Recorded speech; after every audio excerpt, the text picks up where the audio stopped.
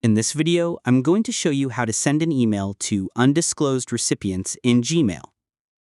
Launch the Google Chrome web browser. In the top right menu, click on Gmail. In the top left corner, click on Compose. Sending an email to undisclosed recipients in Gmail is often necessary when you need to share the same information with multiple people while protecting their privacy. In the To section, type Undisclosed Recipients.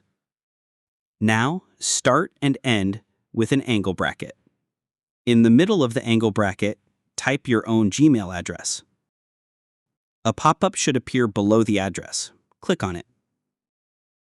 On the right side of the To section, click on BCC. Now, in the BCC section, add your recipient addresses.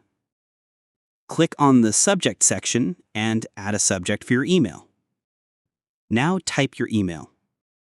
After you are done, click on Send.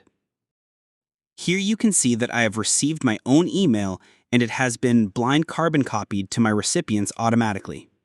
Following these steps, you can send an email to undisclosed recipients in Gmail.